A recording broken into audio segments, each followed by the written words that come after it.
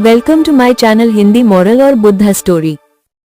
यह कहानी है एक गरीब की जिसे किस्मत ने राजा बना दिया, लेकिन उसकी गलतियों ने उससे सब छीन लिया। आइए शुरू करते हैं आज की कहानी। गरीब को राजा बनाया, फिर भी बन गया भिखारी। बहुत समय पहले की बात है। एक छोटे से गांव में धनीराम नाम का एक आदमी रहता था। वह बहुत गरीब था। उसके पास ना तो खेत था, ना ही पशु और ना ही अच्छा घर। रोज रोज दूसरों के यहाँ मजदूरी करके किसी तरह 2 वक्त की रोटी का जुगाड़ कर पाता था। लेकिन धनीराम की एक अजीब आदत थी। वह मेहनत से ज्यादा किस्मत पर भरोसा करता था। उसके मुंह से अक्सर निकलता, भगवान अगर चाहे तो मुझे राजा बना सकता है, मेहनत करने की क्या जरूरत है। गांव वाले अक्सर उसकी यह बातें सुनकर हंसते थे, मगर धनीराम को लगता कि एक दिन सच में उसकी किस्मत चमकेगी और वह सही में राजा बनेगा। एक दिन गांव के पास के जंगल में राजा शिकार खेलने गया। शिकार करते करते राजा का काफिला बिछड़ गया और राजा अकेला रह गया। अचानक जंगल में डाकुओं ने राजा को घेर लिया। उसी समय वहां धनीराम लकड़ियां बीन रहा था। उसने साहस दिखाया और राजा को डाकुओं से छुड़ा लिया। राजा बहुत खुश हुआ और बोला, तुमने मेरी जान बचाई है, मैं तुम्हें इनाम दूंगा। धनीराम ने तुरंत कहा, महाराज मुझे आपका राज्य दे दीजिए, मैं राजा बनना चाहता हूँ। राजा उसकी बात सुनकर पहले तो बहुत चौंक गया, फिर सोचने लगा कि यह मेरी जान बचाने वाला है। उसने मजाक में कहा, ठीक है, मैं 1 साल के लिए तुम्हें राजा बना देता हूँ, देखता हूँ तुम कैसे राज करते हो। और सच में सभा बुलाकर राजा ने घोषणा कर दी, 1 साल तक धनीराम ही राज्य का शासक होगा। धनीराम की किस्मत चमक गई।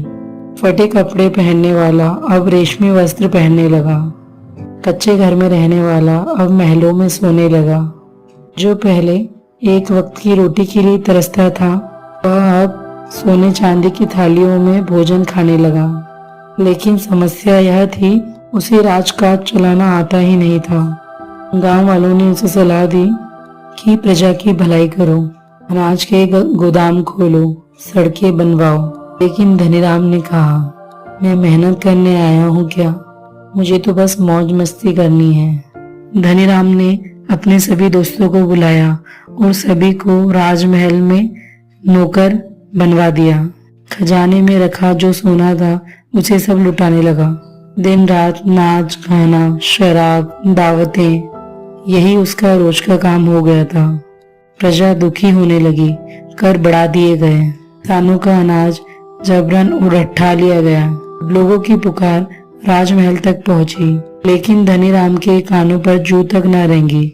1 साल पूरा होने के बाद असली राजा लौट आया। उसने देखा राज्य की हालत बद से बदतर हो गई है। खजाना खाली हो चुका है, लोग भूखे मर रहे हैं, चारों ओर अराजकता थी। राजा ने सभा बुलाई। यह तो साबित हो गया, जो व्यक्ति मेहनत, शिक्षा और विवेक नहीं रखता है, वह राजा बनकर भी राज्य को बर्बाद कर देता है। राजा ने आदेश दिया, धनीराम को पद से हटा दिया जाए। महल से निकलकर जब धनीराम गांव लौटा तो उसके पास कुछ भी नहीं बचा। जो धन उसने लुटाया था वह सब दूसरों के पास चला गया।